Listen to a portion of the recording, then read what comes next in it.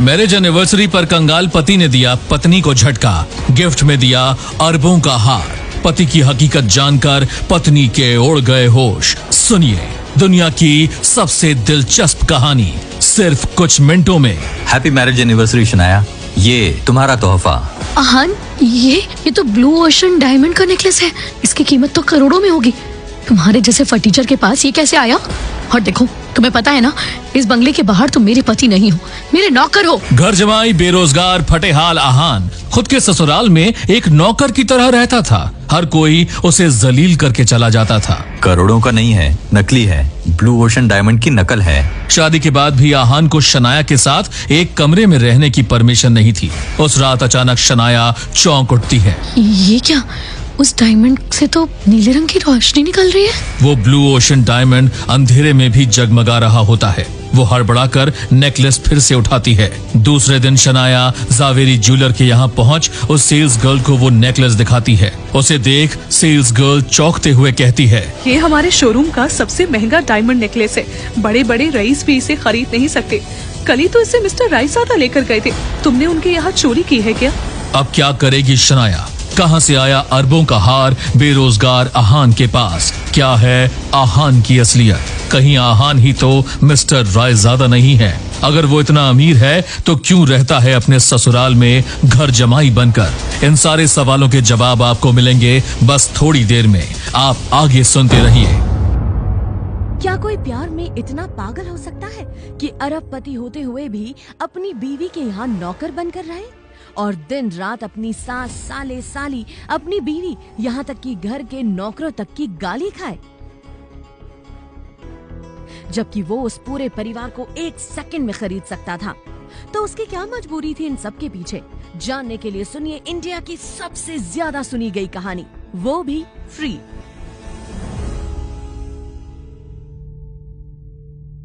यामिनी, तुम्हारे घर आते समय मेरे सैंडल का स्ट्रैप ही टूट गया। पार्टी एंजॉय करो, मैं उसे ठीक करवा दूंगी किसी सर्वेंट को बोल के। तुम टेंशन मत लो। आहान, वैशाली जी के सैंडल ठीक करवा के लाओ। यामिनी, बुरा मत मानना, तुम अपने दामाद से ये काम करवा रही हो। अरे दामाद है तो क्या हुआ, एक सैंडल ठीक नहीं करवा सकता क्या? वैसे भी कुछ करता धरता तो है नहीं। पता नहीं ये शनाया भी अपनी किस्मत में क्या लिखवा के आई थी जो ऐसा निठल्ला पति मिला है उसे। और इतने लोगों के सामने हुई अपनी ही सास से अपनी बेइज्जती सुन आहान की आंखें शर्म से नीचे हो गई। इस घर में सिर्फ उसकी सास ही नहीं, हर कोई उसका ऐसे ही मजाक उड़ाता था। उसके साले, साली, यहाँ तक कि उसकी पत्नी शनाया भी। और तो और घर के नौकर भी उसके साथ नौकरों जैसा व्यवहार करते थे। बस एक शख्स था जो आहान की सच्चाई जानता था, और वो था इस घर में काम करने वाला रमेश।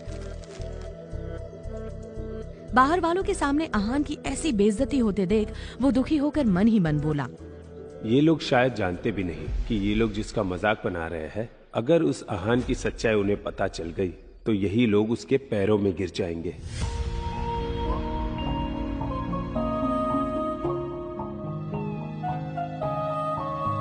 आहान की पत्नी शनाया को अपने पिता के कहने पर आहान से शादी करनी पड़ी थी, और अब वो सिर्फ इस रिश्ते को जैसे तैसे निभा रही थी।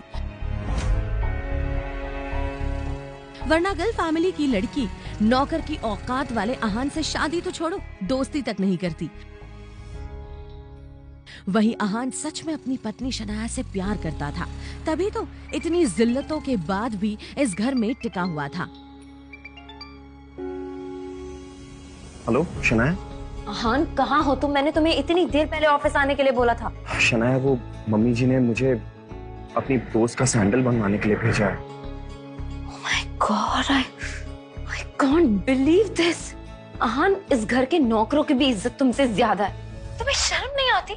I don't think I can live with you anymore. हमें अलग हो जाना चाहिए। ये क्या कह रही हो शनाया? हाँ, अगर हम अलग हो गए ना तो। आहान अचानक बोलते बोलते रुक गया। दरअसल वो जानता था कि इस गिल फैमिली में शनाया का कोई भी साथ देने वाला नहीं था।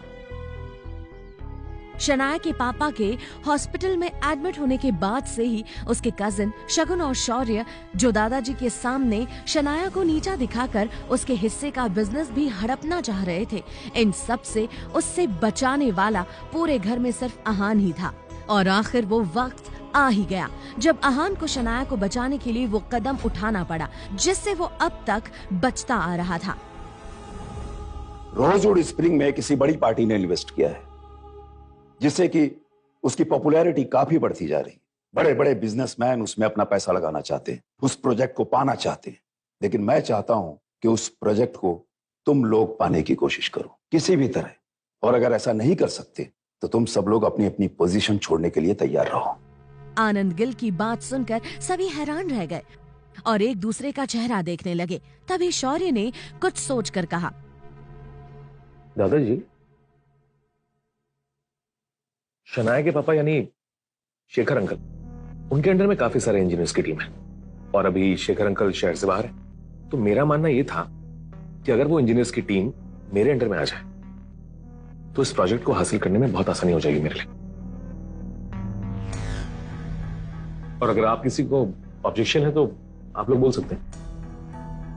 कई लोगों की सहमति देखकर आनंद गिल ने वो टीम शौर्य के हवाले कर दी। कॉन्ग्रेचुलेशंस। थैंक यू दादाजी। आनंद गिल ने सबको अपनी पोजीशन छोड़ने की जो धमकी दी थी उसका असर सीधा शौर्य पर पड़ा था। शौर्य सोच रहा था कि क्यों ना वो डील हासिल करके अपने दादाजी का विश्वास और जीत ले और शनाया को कंपनी से बाहर कर दे।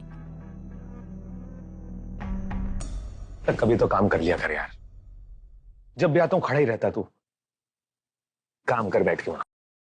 कुछ सोचकर शौर्य ऑफिस के बाहर आया और रोजवुड स्प्रिंग के सीईओ हर्ष मेहरा को फोन लगा दिया। सर, मैं गिल कंस्ट्रक्शन से शौर्य बात कर रहा हूं। आपकी कंपनी में बिल्डर के तौर पर काम करने के लिए मैं आपका प्रोजेक्ट हासिल करना चाहता हूं। कौन है तू? और इस तरह से फोन पे प्रोजेक्ट? मतलब दिमाग से पैदल है क्या? समझता क्या है अपने आप को? एक काम कर, कल मेरे ऑफिस आ जाना। वहां बाकायदा प्रेस कॉन्फ्रेंस का इंतजाम कर रखा है मैंने। कल वहां तेरी और तेरी कंपनी की इज्जत मिट्टी में ना मिलाई ना तो कहना। अरे सर, मेरी बात तो सुन। याद रख, कल के बाद तू कभी फोन पे डील करने की सोचेगा भी नहीं, समझा? इडियट। हेलो, अरे सर मेरी बात तो सुन। हेलो। ओ यार, ये क्या कर दिया यार। अभी कल कैसे जाऊंगा मैं वहां? प्रोजेक्ट तो दूर की बात, ये तो इज्जत नीलाम करने पे तुला हुआ है क्या। इतना क्यों घबरा रहे हो भाई? शनाया है ना कंपनी का नाम रोशन करने के लिए। दादाजी, क्या बात है शौर्य? कितनी मेहनत करती है कंपनी के लिए, कितना कुछ सोचती है। तुम कहना क्या चाहते हो? साफ साफ कहो। मैं चाह रहा था कि जो रोजवुड स्प्रिंग वाला प्रोजेक्ट है, इसे पाने के लिए शनाया कोशिश करें। वो इसलिए क्योंकि मुझे ऐसा लगता है कि अगर ये कोशिश करेगी तो ये प्रोजेक्ट हमें आसानी से मिल जाएगा और कंपनी का तो फायदा ही फायदा है। शौर्य की बात सुनकर आनंद और शनाया सोच में पड़ गए। शनाया ये समझ नहीं पा रही थी कि शौर्य के अंदर अचानक ही उसके लिए इतनी हमदर्दी कैसे आ गई। ठीक है शौर्य, तुम जाओ, ये डील शनाया ही क्रैक करेगी। All the best Shanaya. Thank you दादाजी।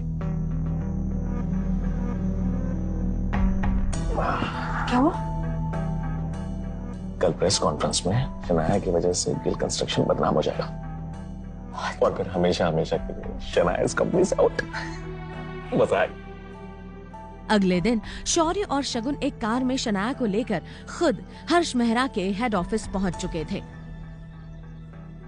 जैसे ही शनाया अंदर पहुंची तो उसने देखा कि बड़ी बड़ी कंपनी के लोग वहां बैठे हुए थे। अब शनाया को समझ आ रहा था कि कुछ तो गेम खेला है शौर्य ने।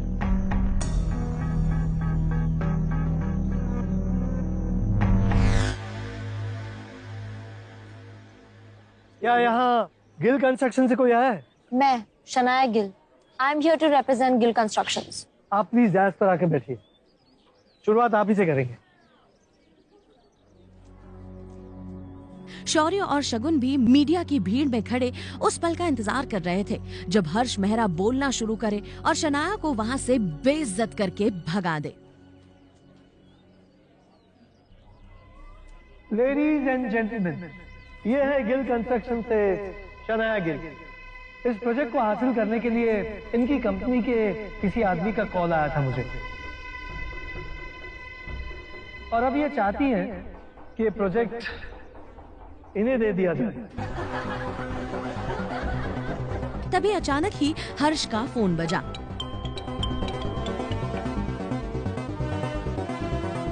Excuse me. हाँ जी।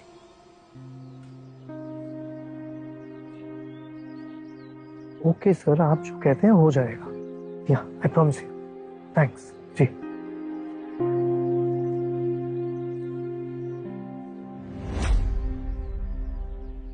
माफी चाहता हूं, एक जरूरी फोन कॉल था।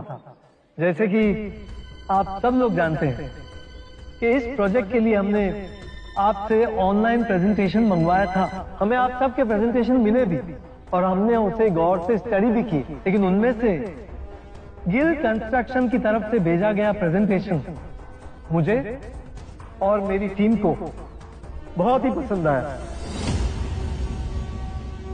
और इसीलिए ये प्रोजेक्ट गिल कंस्ट्रक्शन को दिया जाता है। हर्ष के इतना कहते ही वहाँ बैठे सभी लोगों की आंखें चौड़ी हो गई। खुद शनाया हर्ष को एकटक देखे जा रही थी, जैसे अभी अभी जो हुआ उस पर शनाया को यकीन ही नहीं हो रहा था।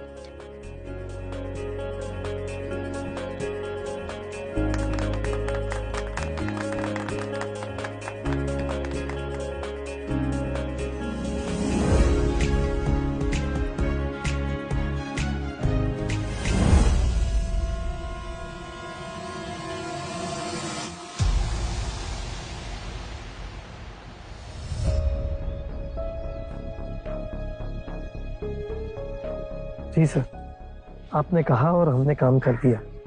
The pleasure is mine. Yeah, thank you. ये हर्ष आहान से बात कर रहा था, लगता है ये काम भी आहान का ही है। नहीं नहीं, ऐसा कैसे हो सकता है? कहाँ हर्ष जैसा करोड़पति और कहाँ नौकरों से भी गया गुजरा मेरा पति। भला उसकी बात हर्ष क्यों मान लेगा? या शायद आहान ने मुझे बचाने के लिए ये सब किया हो।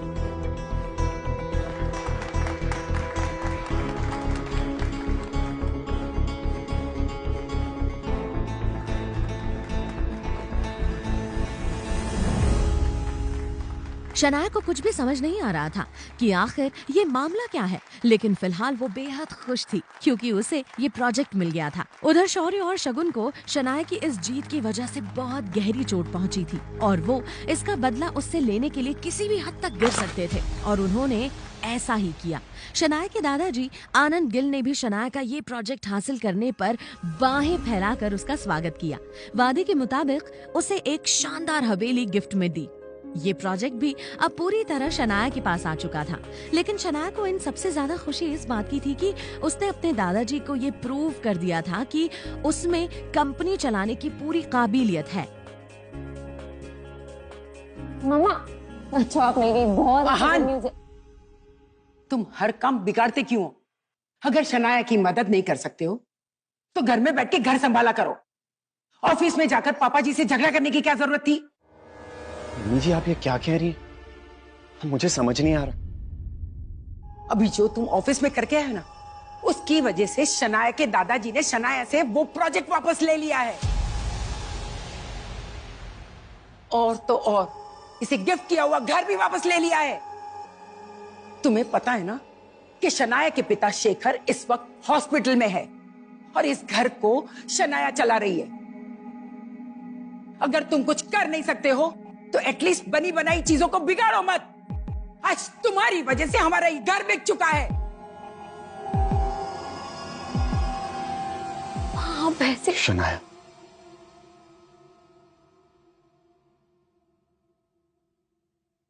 मम्मी जी, अगर आपको लगता है कि शनाया पर ये सारी मुसीबतें मेरी वजह से आई हैं, तो शनाया की सारी मुसीबतों का हल भी मैं ही निकालूंगा। तुम्हारी औकात है? मम्मी जी,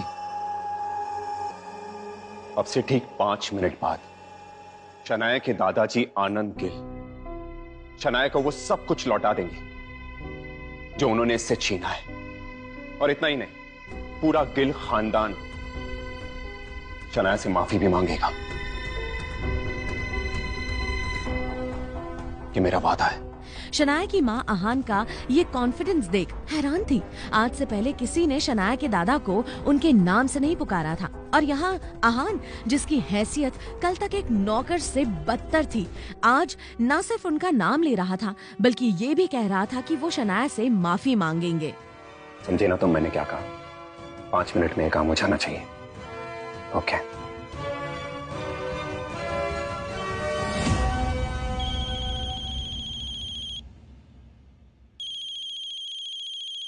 दादाजी।